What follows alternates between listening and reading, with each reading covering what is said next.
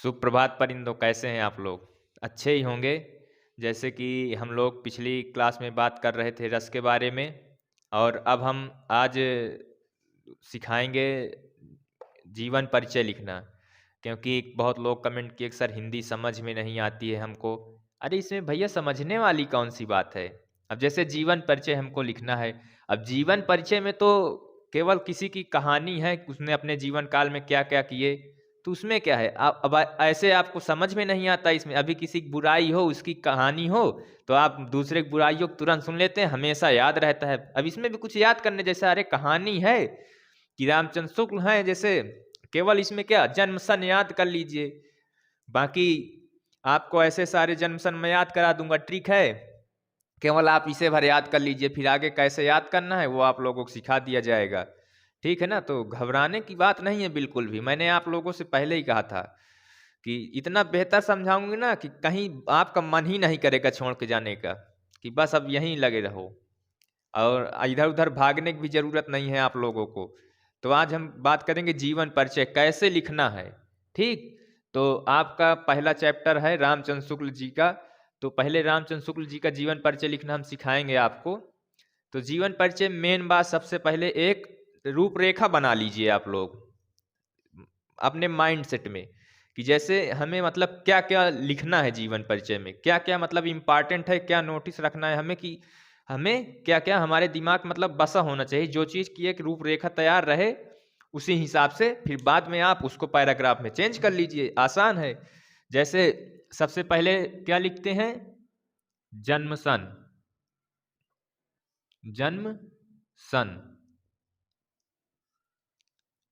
उसके बाद इस जन्म स्थान हो गया आपका, जन्म सन और फिर जन्म स्थान।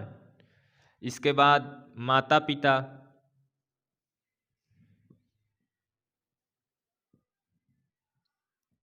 फिर इसके बाद उन्होंने शिक्षण कहाँ ग्रहण किया, शिक्षा कहाँ ग्रहण की, तो शिक्षा।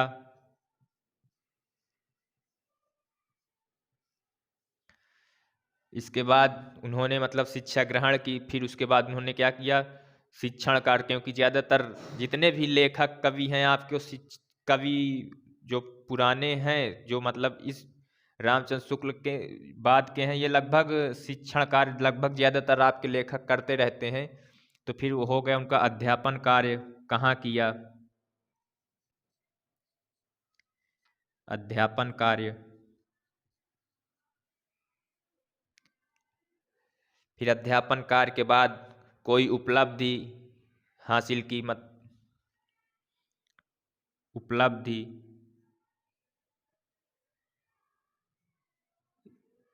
या उपाधि वगैरह जो उन्होंने प्राप्त की, कोई पद मिला किसी लेखक को आपके, तो वो चीज़। ठीक, इसके बाद मृत्यु सन,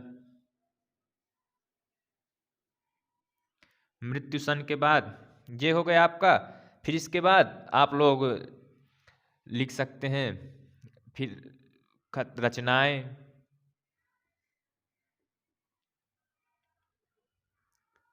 ये हो गया।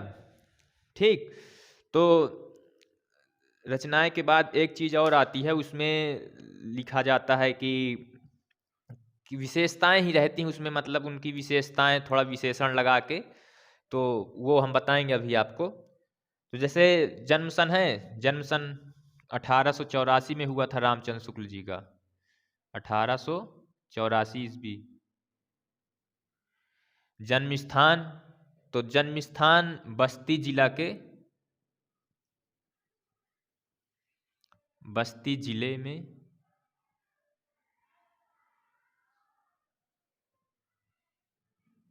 बस्ती जिले के अगौना नामक ग्राम में। कहाँ हुआ था, बस्ती जिले के अगौना नामक ग्राम में।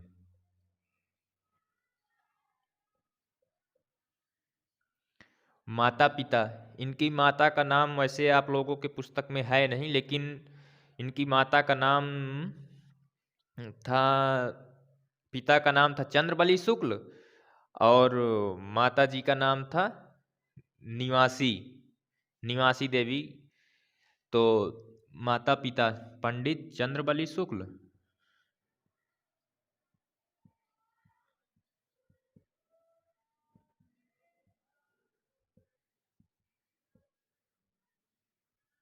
और माता निवासी देवी।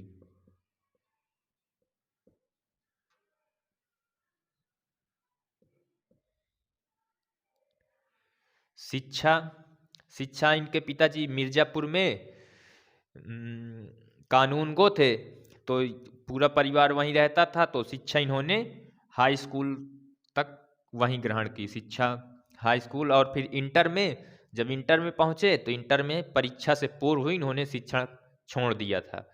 ठीक, तो शिक्षा मिर्जापुर में, मिर्जापुर जिले में एक तहसील पड़ती है, इन्होंने शिक्षा अपनी मिर्जापुर के मिशन, एक राठ तहसील है उसी के मिशन स्कूल में, मिर्जापुर में एक राठ तहसील है तो उसी के मिशन स्कूल में शिक्षा मिर्जापुर के राठ तहसील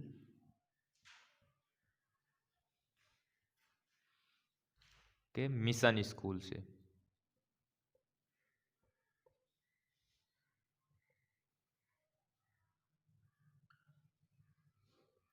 ठीक, अध्यापन कार्य इन्होंने फिर मिशन स्कूल पे ही, पहले इन्होंने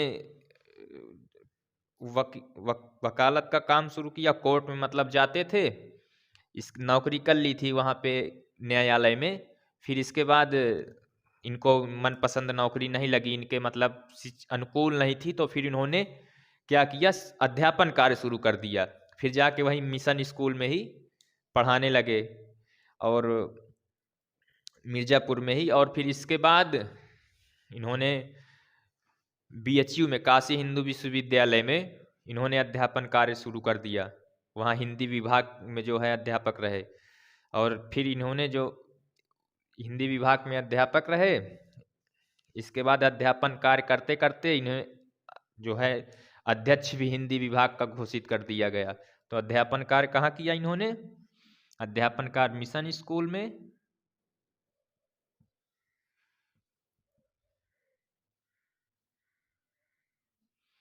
और काशी हिंदू विश्वविद्यालय। कहाँ पे किया,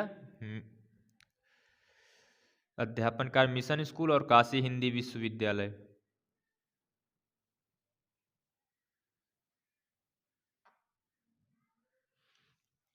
उपलब्धि, उपाधि क्या, जैसे अध्यक्ष पद मिला इनको, ये हिंदी विभाग के अध्यक्ष रहे। ठीक, हिंदी विभाग के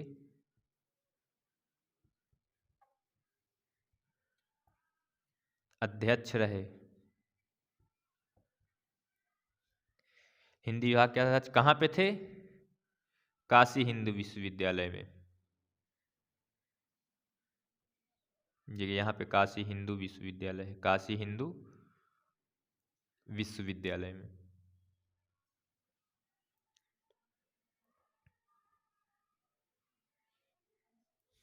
ठीक, अब मृत्यु इनकी कब हुई, मृत्यु 1941 ईस्वी में।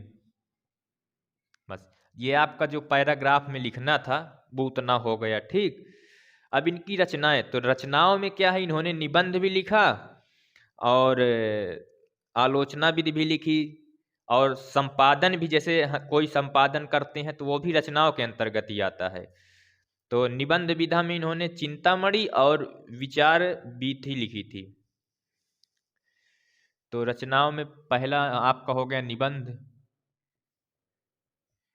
निबंध, तो निबंध में आपकी हो गई चिंतामणि, चिंतामणि। ठीक, और दूसरा हो गया आपका आलोचना,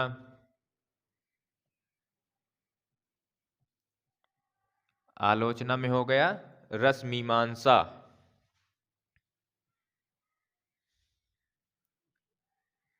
रस मीमांसा। ये आपकी निबंध विधा और आलोचना विधा। अब आप लोग को जैसे मान लीजिए ये सब नहीं लिखना है तो आप सीधे जैसे नहीं याद आ रहा है कि कौन सी विधा है, अब हम कैसे याद याद नहीं है कि मतलब अगर आपको याद नहीं है तो आप सीधे रचनाएं डाल दीजिए, चिंतामणि, रश्मिमांसा, ठीक, विचार भी थी, ये सब नाम डाल दीजिए। और अगर याद है तो कोई बात नहीं, इसी में लिख दीजिए कि आलोचना में रश्मिमांसा, निबंध विधा इनकी चिंतामणि, ठीक, और आलोचना में और भी है त्रिवेणी, सूर्यदास, तो इस तरह, ठीक है ना। तो अब इसमें अब बताइए इसमें क्या है, इसमें क्या ऐसा है जो कह रहे हैं समझ में नहीं आती हिंदी हमको, इसमें समझने जैसा कुछ है क्या? भैया जन्म सन उनका याद कर लीजिए, स्थान कहाँ जन्म हुआ था, ऐसे तो गांव का नाम याद नहीं हो जाता, गांव का नाम भी याद करने का है का कुछ है? माता पिता का नाम का, अपने दोस्तों के नाम नहीं याद रखते आप लोग कि भूल जाते हैं, दोस्तों के नाम भी भूल जाते हैं। अरे तो भैया इसमें क्या है, बस माता पिता का नाम है तो याद करना है, नाम है नाम याद कर लीजिए। अपने शिक्षा कहाँ से उन्होंने ली, अध्यापन कार्य, बस हो गया। अब लिखने का तरीका, हमने आपसे एक बात बोली थी शुरू में कि नंबर अर्जित कैसे करने हैं। अब लिखने तो सब कोई लिख देगा कि आचार्य रामचंद्र शुक्ल का जन्म 1884 ईस्वी में बस्ती जिले के अगौना नामक ग्राम में हुआ, तो ऐसे नहीं लिखना है। अब लिखना कैसे है कि जैसे मान लीजिए आपने डाल दिया हेडिंग आचार्य राम, अब पहली बात जैसे प्रश्न पत्र में दिया रहता है कि किसी निम्नलिखित में से किसी एक लेखक और किसी एक कवि का जीवन परिचय लिखिए, तो लड़के क्या करते हैं, प्रश्नों को नोट करने लगते हैं। अब टाइम व्यर्थ करना शुरू, तो वहां हमें टाइम नहीं व्यर्थ करना है, क्या करते हैं, प्रश्नों को नोट करने लगेंगे कि किसी एक जीवन परिचय का, फिर जैसे 3 दिया रहेगा तो तीनों का जो है नाम लिखेंगे, और फिर उसके बाद जो है लिखना शुरू करेंगे उत्तर। तो ऐसे करोगे तो फिर कहेंगे सर हिंदी में समय कम पड़ जाता है, हमें मतलब ऐसी शिकायतें मिली कि सर हिंदी में समय क्यों कम पड़ जाता है लिखते लिखते। अब तुम लिखना शुरू करेंगे, आप लोग कथा की तरह पूरा लिखते चले जा रहे हैं, तो अब समय आपका नहीं कम पड़ेगा, कहाँ हमारा कम पड़ेगा, जब बता रहे हैं कि उसको समझो। इसीलिए कहते हैं कि बहुत अच्छे तरीके से ध्यान दो, क्योंकि समय का भी ध्यान रखना है हमें, कम समय में एकदम कंप्लीट हो जाए। ये नहीं कि अब हम बैठे हैं उसी के लिए लिखे जा रहे हैं लिखे जा रहे हैं, पूरी एकदम एकदम कथा ही लिख दिए हम, तो ऐसे नहीं लिखना है, थोड़ा अच्छे से लिखना है। अब कुछ लोग प्रश्नों नोट करने लगते हैं, तो ऐसे थोड़े ना। अब जैसे आ गया कि किसी एक लिखिए, किसी एक का जीवन परिचय, तो उसमें आप लोग सीधे डालिए, जैसे चौथे नंबर प्रश्न में पूछ रहा है तो आप लोग सीधे डाल दीजिए प्रश्नोत्तर संख्या, प्रश्नोत्तर संख्या 4। अब चौथे प्रश्न में पूछा, सीधे प्रश्नोत्तर संख्या 4 डालिए और डालिए जीवन परिचय हेडिंग, जीवन परिचय, जीवन परिचय हेडिंग डाल दिए, तो उसके बाद सीधे जिसका भी लिखना है उसमें भी ऑप्शन रहता है आपका का खा, आचार्य रामचंद्र शुक्ल, हजारी प्रसाद द्विवेदी, अब हजारी प्रसाद द्विवेदी, फिर आपका डॉक्टर राजेंद्र प्रसाद। अब 4 ऑप्शन दे दिए। अब उसी में पहले बहुत देर तक सोच रहे हैं कि अरे जन्म सनवा यार भूल गए का हम, तो हाँ ले अब जन्म सन ऐसे नहीं, एकदम कंफर्मेशन जो हम बताए कि मतलब जैसे 4 चैप्टर है, 4 में 2 याद कर लीजिए, 2 में से एक आना ही आना है, 2 याद कर लीजिए, 2 में से एक कोई ना कोई आएगा, क्योंकि ऑप्शन में आपको 3 देता है, 3 का भी 3 लेखक दिया रहेगा, उसमें किसी एक का भी एक लेखक का करना रहेगा। तो अब जैसे हम लेखक बता रहे हैं, तो अब उसमें आप लोग सोच रहे हैं, पहले सोचेंगे खूब देर तक क्या करें कौन सा लिखें, पहले उसमें दिमाग लगाएंगे, फिर प्रश्न नोट करना शुरू करेंगे। तो क्या बताए, पहले प्रश्नोत्तर संख्या डालिए, ठीक, प्रश्नोत्तर संख्या डाले, फिर जीवन परिचय, इसके बाद किस लेखक का लिखना है, जैसे आचार्य रामचंद्र शुक्ल का लिखना है, यदि और भी शार्ट करना है तो इसको हटा दीजिए, क्योंकि जो आपका एग्जामिनर है उसको तो पता ही है ना कि हमें मतलब क्या हम करने जा रहे हैं। प्रश्नोत्तर संख्या 4 है, उसके पास प्रश्न पत्र रहता है ऑलरेडी, तो जब आपके एग्जामिनर देखेंगे कि प्रश्नोत्तर संख्या 4 में जीवन परिचय लिखना है, तो सीधे नाम डालिए जिसका जीवन परिचय है, जिस लेखक का, तो क्या नाम डाल दिए, आचार्य रामचंद्र शुक्ल, आचार्य रामचंद्र शुक्ल, ठीक, ये आपने डाल दिया, इसको थोड़ा सा सजावट दे दीजिए। और हाँ, एक चीज़ और, आप बहुत लड़के क्या करते हैं, जैसे एग्जाम देने जाते हैं तो वहाँ पे काले स्केच का प्रयोग करने लगते हैं, उसको बिल्कुल नहीं करना है। आप लोग हमेशा नीले स्केच का प्रयोग करिए। जब भी आप लोग कॉपी लिखते हैं एग्जाम में तो नीले स्केच का प्रयोग करिए। ठीक, तो इसके बाद आचार्य रामचंद्र शुक्ल आपने डाल दिया। फिर अब लिखना शुरू करें कैसे, तो लिखते वक्त हमेशा ध्यान रखें, अब हमें मतलब अलगों से विशेष दिखना है ना, अलग दिखना है, तो अलग दिखने के लिए कुछ अलग करना पड़ेगा। अब लड़के क्या करते हैं, कहेंगे हिंदी में नंबर ही नहीं आता है, और सब्जेक्टों में तो हम लोग बहुत नंबर ले आए, हिंदी में हमारा नंबर कम हो गया। अब नंबर कम तो हो ही नहीं जाएगा ना बाबू, क्योंकि क्या करते हैं आप लोग, सब रटा रटाया पूरा लेके गए क्वेश्चन बैंक से छाप दिए। अब छाप दोगे तो फिर वही स्थिति। तो क्या करना है, जैसे आप लोग लिखते हैं आचार्य, हम लिख के आपको दिखाई दे रहे हैं कैसे। जैसे आपने लिखा है आचार्य रामचंद्र शुक्ल, आचार्य रामचंद्र, एक मिनट और थोड़ा इधर से लिखते हैं, फिर अभी इसी में आपको बता देंगे कि कैसे। जैसे आपने लिखा आचार्य रामचंद्र शुक्ल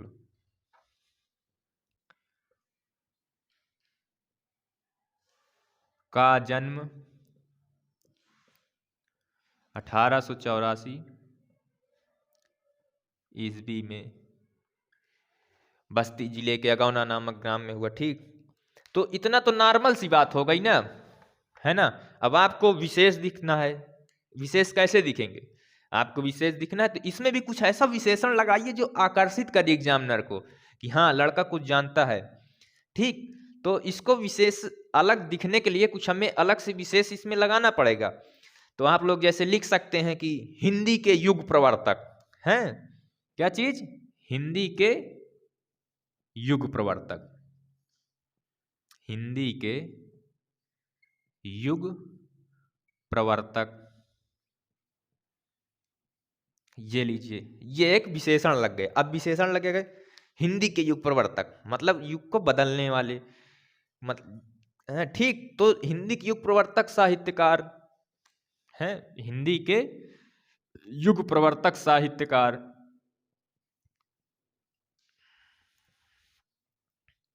साहित्यकार आचार्य रामचंद्र शुक्ल का जन्म 1884 ईस्वी में अगौना नामक ग्राम में हुआ, बस्ती जिले के। तो अब थोड़ा अच्छा लग रहा है, युग प्रवर्तक, है ना। अब जैसे आप नॉर्मली ले लीजिए, कहें मोदी आवत है, तो अच्छा लग रहा है, अरे आज प्रधानमंत्री मोदी जी आ रहे हैं, अब प्रधानमंत्री टाइटल लगा, कितना अच्छा लग रहा है। तो वो चीज ना, तो विशेषण लगाएंगे तो अच्छा थोड़ा लगेगा, है ना, क्योंकि सम्मानित व्यक्ति है तो थोड़ा सम्मान के साथ।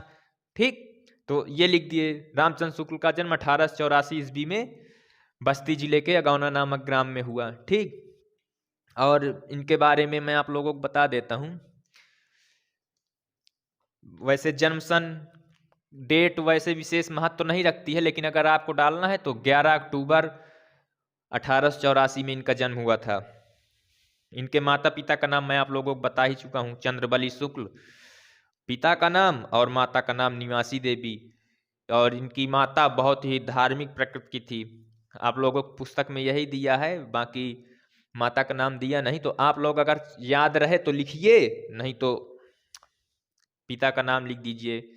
इसके बाद इनके पिता कानून गो थे मिर्जापुर में, राठ तहसील में, तो इन्होंने परिवार सहित वहाँ जाके बस गए थे, और फिर वहीं इनकी शिक्षा दीक्षा हुई, आपने लिख दिया।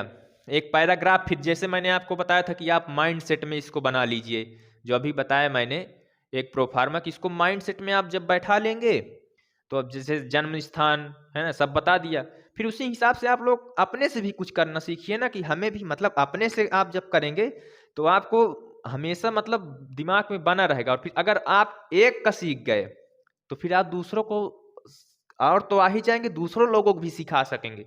ऐसा मत करिए कि हमें ही सिर्फ बस हम अपना कर लिए, हमें हो, ऐसा करिए कि हम दूसरों को भी सिखा सकें, ऐसा कुछ करने की कोशिश कीजिए। और ऐसा करने के लिए पहले खुद ध्यान से सीखना पड़ेगा। तो एक माइंडसेट बना लीजिए कि एक तैयार कर लिए रूपरेखा, अब इसी रूपरेखा के हिसाब से उसी को हम अपने उसमें चेंज करते चले जाएंगे। ठीक, समझ रहे हैं ना? मैं आप लोगों को एकदम बेहतर तरीके से नंबर जो मैंने वादा किया है आप लोगों से, और अगर आप लोगों को अच्छा ना लगे ना तो बिल्कुल मत पढ़िए मुझसे।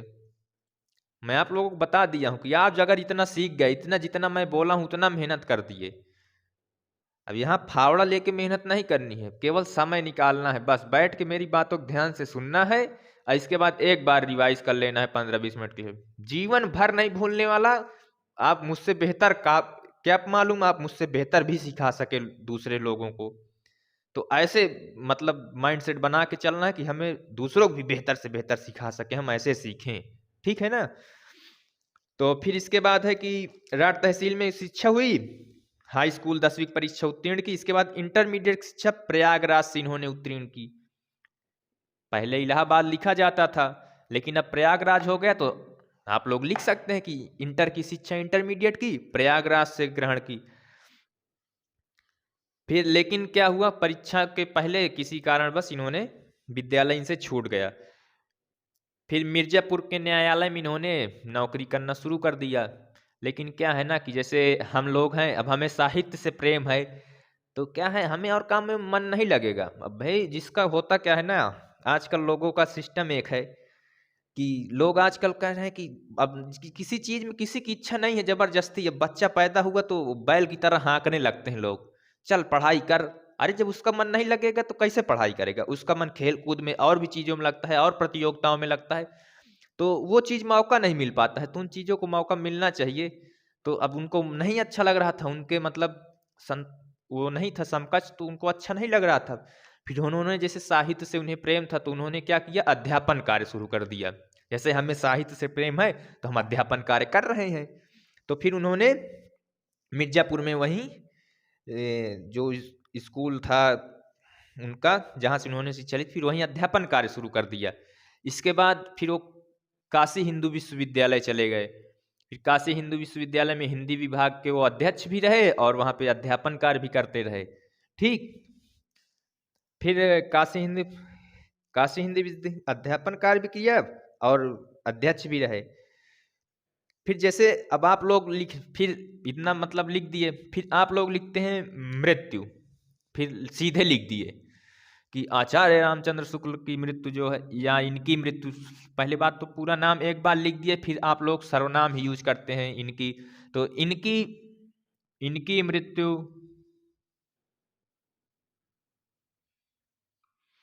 1941 ईस्वी में हुई। अब काम खत्म।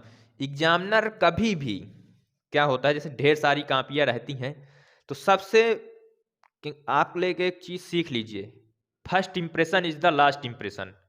पहली चीज आपकी लिखावट बहुत महत्व रखती है, आपने लिखा कैसे है। जैसे पहले और दूसरे प्रश्न में अब आप प्रश्नों नोट करने लगते हैं, तो शुरू से किसी भी प्रश्न में प्रश्न नोट करने की जरूरत नहीं है। तो जैसे आपने ये लिखा, अरे लड़का बहुत मतलब अच्छे से लिखा, देखा लिखावट अच्छी है, ठीक, तो हाँ, शुरू की थोड़ा सा पढ़ा, अगर वो पढ़ेंगे तो दिन भर में क्या है 10 कॉपी चेक करेंगे, 3 घंटा 4 घंटा का समय रहता है और उनको इतने में 60-70 कापियां मिलती हैं चेक करने के लिए। तो इसलिए मतलब आप लोग ऐसा लिखिए कि टीचर मतलब देखे आकर्षित हो। तो जैसे यहाँ अब सीधे लिख इनकी मृत्यु, शुरू में पढ़ा, थोड़ा अंत में देख लिया क्या लिखा है, बीच में नजर मार ली, अरे इनकी मृत्यु 19 में सामान्य लिखा है। अब 3 नंबर का आपका आता है, देखा अरे सामान्य लिखे हैं, लाओ 1.5 दे दें, ये लो, लाओ 2 नंबर दे देते हैं। अब 3 नंबर का है, 2 नंबर, 1 नंबर कम हो गया। इसी तरह फिर काव्य में जब कवि का लिखने का आया, वही स्थिति वहां भी हुई। अब 6 नंबर में आपका 2 नंबर कम हो गया, 4 ही बचा। तो इसलिए इसलिए इन सब चीजों को विशेष ध्यान देना है, ठीक है ना? तो जैसे इनकी मृत्यु 1941 ईस्वी में हुई, तो ये अच्छा नहीं लग रहा है, एकदम साधारण से वाक्य खत्म हो गया। तो साधारण में नहीं खत्म करना, इसमें लिखाइए कि स्वाभिमानी प्रकृति के, है ना? अब इसमें टाइटल लगा दीजिए, जैसे टाइटल इसमें लग गया स्वाभिमानी स्वाभिमानी प्रकृति के, अब देख स्वाभिमानी प्रकृति कितना अच्छा शब्द लग रहा है ना। तो स्वाभिमानी प्रकृति के हिंदी के इस दिग्गज साहित्यकार, हिंदी के इस दिग्गज साहित्यकार, कितना कितना अच्छा शब्द लग रहा है, दिग्गज, भयानक सा बढ़िया, दिग्गज साहित्यकार,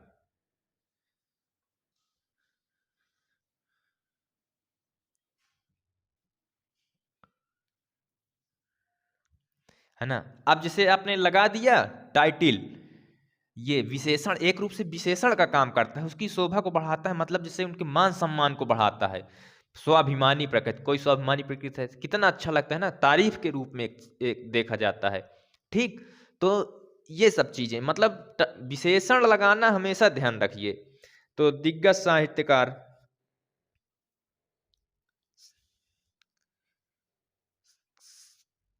कब, सन 1900 कितना था, सन 1941 ना, हाँ सन 1941 में स्वर्गवासी हो गए, है ना। तो मृत्यु हो गई, कितना खराब लगता है ना, स्वर्गवासी कितना अच्छा प्यारा शब्द, स्वर्गवासी शब्द भी थोड़ा मतलब सम्मानीय लगे ना, कि सम्मान से के साथ स्वर्गवासी हो गए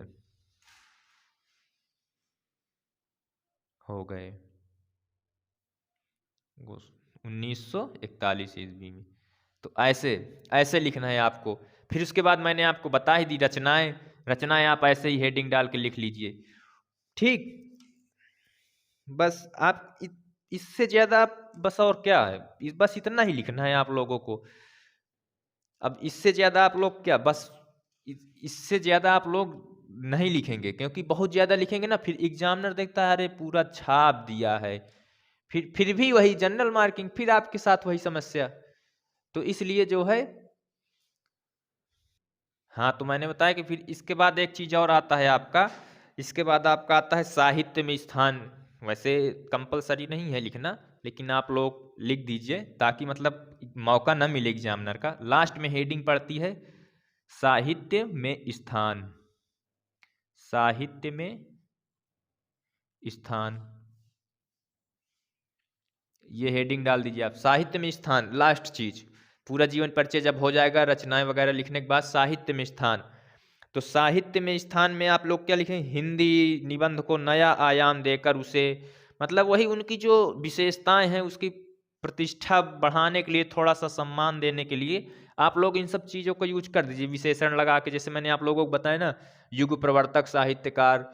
तो इस तरह सब आप लोग लिख के, उसके बाद जैसे आप लोग लिख सकते हैं कि हिंदी निबंध को नया आयाम देकर उसे ठोस धरा तक प्रतिष्ठित करने वाले मूर्धन्य आलोचक श्रेष्ठ निबंधकार ऐसे इतिहासकार के रूप में हुए। तो बस यही लिख के निबंध खत्म। तो ठीक दोस्तों, समझ में आया ना। अगर अब भी कोई समस्या है तो आप लोग बता दीजिएगा, मैं एक जीवन परिचय और पढ़ा दूंगा, पूरे बेहतर तरीके से बताऊंगा। और फिर उसमें नेक्स्ट वाले में आप लोगों को मैं बता दूंगा कि कैसे हम जन्म सन कैसे याद करेंगे। मेरे पास ट्रिक है एक, बस 2 मिनट में आपको सारे जन्म सन मृत्यु सन याद हो जाएंगे, कुछ नहीं रटने की जरूरत नहीं है। तो आप लोग पहले इसे समझ लीजिए और ये वाला याद कर लीजिए, आपको ये वाला याद करना पड़ेगा, क्योंकि इसको याद कराने की ट्रिक नहीं है मेरे पास। अब सब कुछ तरीके से बता देंगे तो फिर आप लोग याद नहीं करेंगे, क्योंकि जो इस समय याद करने की क्षमता है ना, अगर आप उसे बरकरार रखेंगे तो आपको आगे बहुत ज्यादा मदद मिलेगी। और जब अभी से ट्रिक हम सब सीखना शुरू कर देंगे तो आपको जो हम सोचने की याद करने की क्षमता खत्म हो जाएगी। फिर आप लोग ट्रिक के भरोसे बैठे रहेंगे, अरे गुरुजी तो ट्रिक बता देते हैं, अब हम कहाँ सीखने जाएं, अब क्या करना है, पढ़ के ट्रिक से सीख लेंगे। तो ये सब चीजें नहीं, ट्रिक के भरोसे नहीं, थोड़ा अध्ययन भी कीजिए, क्योंकि अभी जो आपकी उम्र है ना, अभी आप मतलब विकास के पथ पर है, विकासशील हैं। अगर अभी आप थोड़ा अध्ययन करेंगे तो ज्यादा बेहतर रहेगा। और फिर ट्रिक तो हम देते ही रहेंगे ना, क्योंकि समय आप लोगों के पास अब है नहीं ज्यादा, समय थोड़ा सा चुनाव वगैरह की वजह से मिल गया है, तो इसलिए। और हाँ, ज्यादा से ज्यादा दोस्तों को शेयर करें और लोग भी सीखें, क्योंकि इससे क्या होगा, हमारे ही देश का भविष्य उज्जवल होगा। तो और भी बच्चों का भविष्य उज्जवल हो, इसलिए ज़्यादा से ज़्यादा दोस्तों को शेयर कीजिए और चैनल को सब्सक्राइब कीजिए।